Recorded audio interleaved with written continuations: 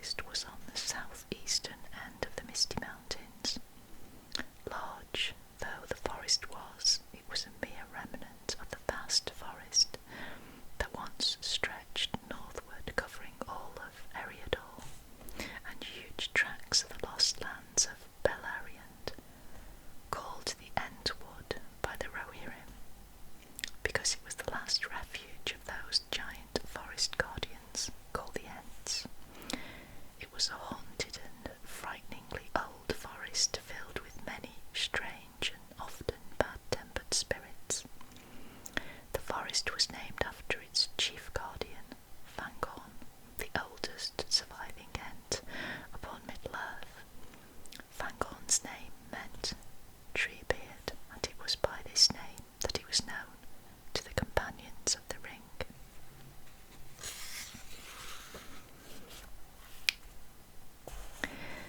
Angered by the wanton destruction of the forests carried out by Orcs and other servants of the evil wizard Saruman, Treebeard led an army of Ents and Huan tree spirits out of Fangorn Forest, and with their terrific strength they ripped down the walls of Saruman's great fortress of Isengard with their bare hands. So next I'm going to read about Faramir, because he's one of my favourite characters. Dunadine, Lord of Gondor, born in the year 2983 of the Third Age, Faramir was the second son of Denethor II, the last ruling steward of Gondor. As the captain of the Rangers of Ithilien, Faramir led the retreat from Osgiliath to Minas Tirith before the siege of Gondor. After his brother Boromir had been slain, Faramir was struck down by the Witch King. Denethor went mad, and he was only narrowly prevented by Gandalf from cremating the comatose Faramir. It took the healing hands of Aragorn to bring Faramir out of the death-like sleep brought on by the black breath of the Witch King. Once recovered, he fell in love with Éowyn, the shield maiden of Rohan. After the war, the couple married, and Faramir became steward of Gondor and prince of Ithilien until his death in the year 82 of the Fourth Age.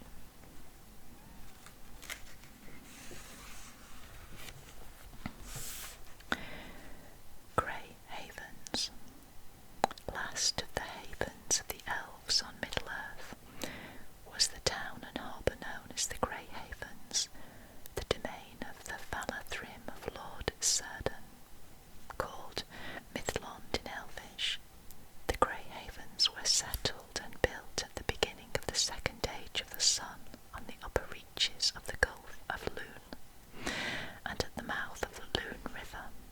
For 2 ages it was the chief port of the Elves of Middle-earth, and from this haven all the great and good of that race who survived the conflicts of Middle-earth sailed out on Círdan's magical white ships to the Undying Lands.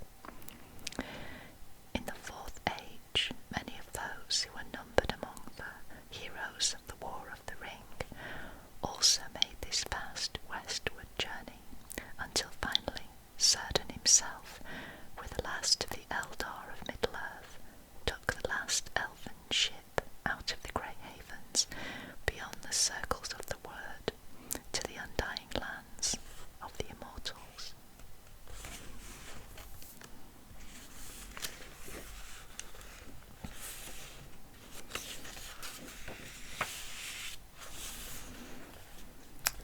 Hobbiton. The most famous village in the land of the Hobbits of the Shire was the humble hobbit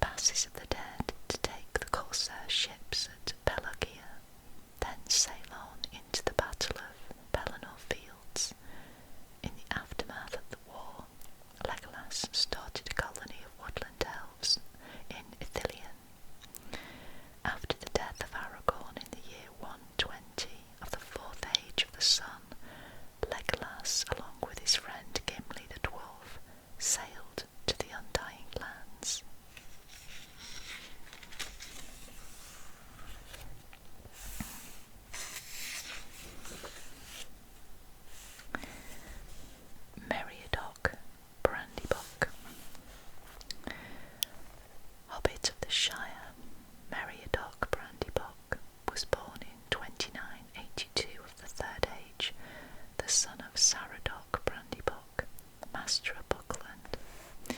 In 3018, Merry became one of the 4 Hobbit members of the Fellowship of the Ring. Merry survived many adventures under the breaking of the Fellowship when both he and Pippin, Peregrine Took, were captured by Orcs of Isengard.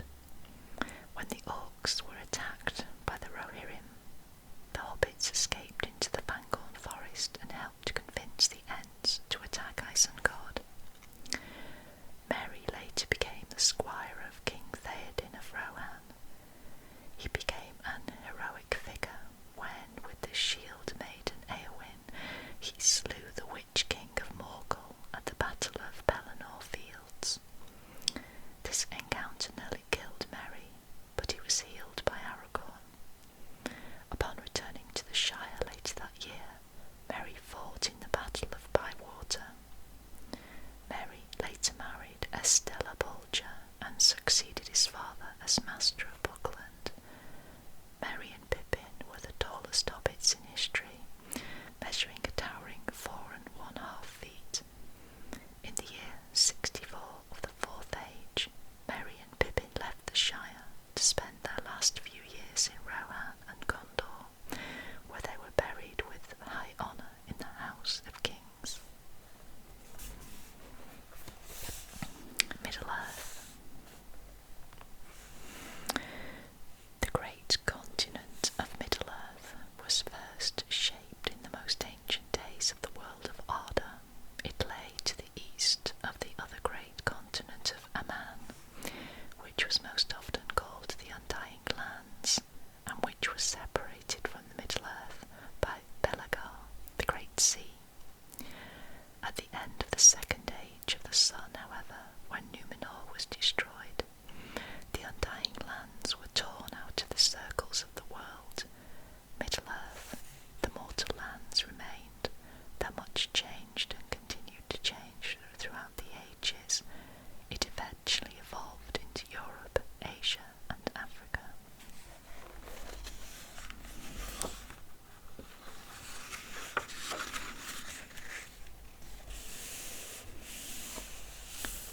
Minas Morgul.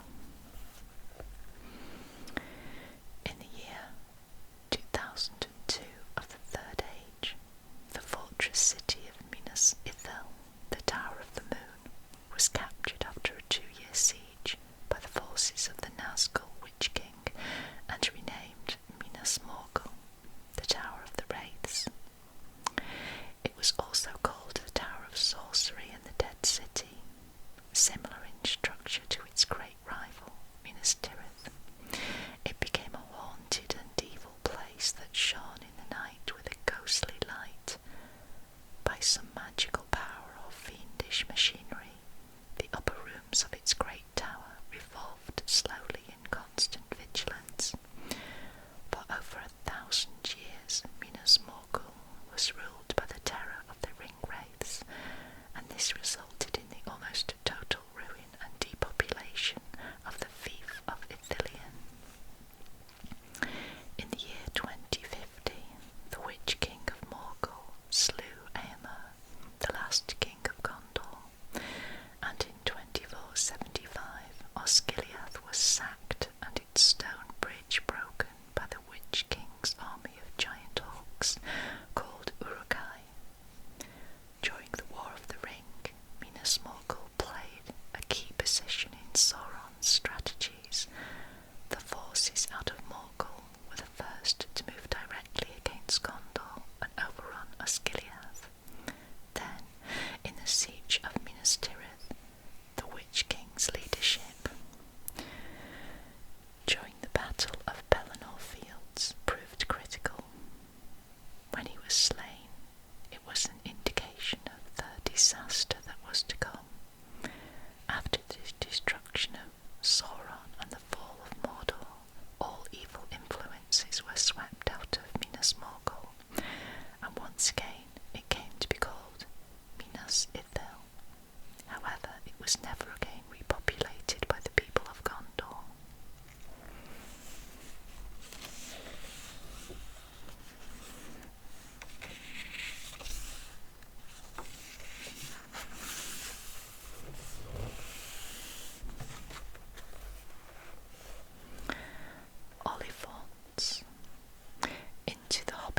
mountains of the Shire crept many legends about the mysterious hot lands that lay far in the south of Middle-earth. Most fascinating to the hobbits were the tales of the giant Oliphaunts, tusked war beasts with huge pounding feet. It was rumoured that the savage men of Harad placed battle towers on the backs of these creatures when they rode into battle. Sensible hobbits believed these tales were the workings of fanciful minds, even though some of their own people claimed to have sighted these creatures, which the men of Gondor commonly called Mumakil.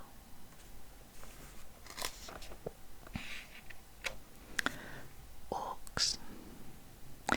Within the deepest pits of Utumno, in the first age of stars, it is said Melkor committed his greatest blasphemy, for in that time he captured many of the newly risen race of elves and took them to his dungeons, and with hideous acts of torture he made ruined and terrible forms of life. From these he bred a goblin race of slaves who were as loathsome as elves were fair. These were the Orcs, a multitude brought forth in shapes twisted by pain and hate. The only joy of these creatures was in the pain of others, for the blood that flowed within Orcs was both black and cold. Their stunted form was hideous, bent, bow-legged and squat. Their arms were long and strong as the apes of the south, and their skin was black as wood that has been charred by flame. The jagged fangs in their wide mouths were yellow, their tongues red and thick, and their nostrils and faces were broad and flat. Their eyes were crimson gashes like narrow slits in black iron grates behind which hot coals burn. The Orcs were fierce warriors, for they feared more greatly their master than any enemy, and perhaps death was preferable to the torment of Orcish life. They were cannibals, ruthless and terrible, and often their rending claws and slavering fangs were gored with bitter flesh and the foul black blood of their own kind. Orcs were spawned as thralls of the Master of Darkness. Therefore, they were fearful of light, for it weakened and burned them. Their eyes were night-seeing, and they were dwellers of foul pits and tunnels. In Melkor's Utumno, and in every foul dwelling in Middle-earth, they multiplied. More quickly than any other beings of ardour, their progeny came forth from the spawning pits. At the end of the first age of stars was the war of the powers, in which the Valar came to Utumno and broke it open. They bound Melkor with a great chain and destroyed his servants in Utumno, and with them most of the Orcs. Those who survived were masterless and went wandering. In the ages that followed were the great migrations of the Elves, and though Orcs lived in the dark places of Middle-earth, they did not appear openly, and the elven histories speak not of Orcs until the fourth age of stars. By this time the Orcs had grown troublesome. Out of Angband they came in armour of steel plate, and linked chains and helmets of iron hoops, and black leather, beaked like a hawk or vulture with steel. They carried scimitars, poisoned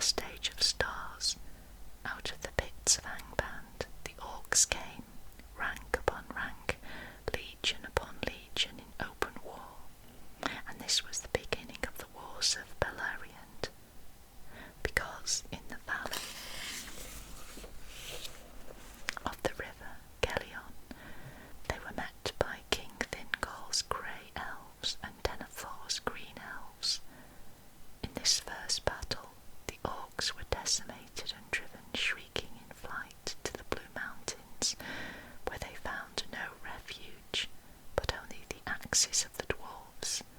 None of that army escaped, yet Melkor had set forth 3 grand armies. The second army of Orcs arose and overran the western lands of Beleriand and besieged the Valas, but the cities of the Valathrim did not fall. So the second army of Orcs joined the third army and marched north to Mithrim to slay the newly arrived Noldorin elves. But the Orcs were little prepared for these elves. In strength of body, the Noldor were far beyond the darkest dreams of the Orcs. The eyes of these elves alone seared the flesh of the Orcs, and the fierce light of elven swords drove them mad with pain and fear. So the second battle of Beleriand was fought against the Noldor, whom Fëanor led. And this battle was called the Battle Under the Stars. The Dagor knew in Gilead. Though the Noldor king Fëanor was slain, the second and third armies of Melkor were entirely destroyed. A second Noldor army, led by the Lord Fingolfin, came out of the west, and the great light of the sun mounted the ramparts of the sky, as if with a great shout that brought fear to every servant of Melkor. So the first age of the sun began, and for a time the ambitions of the Orcs were checked by the new light of the sun. Soon, however, under cover of darkness, Orcs came in yet another grand army, more numerous than the other three, and more heavily armed. Hoping to catch the Noldor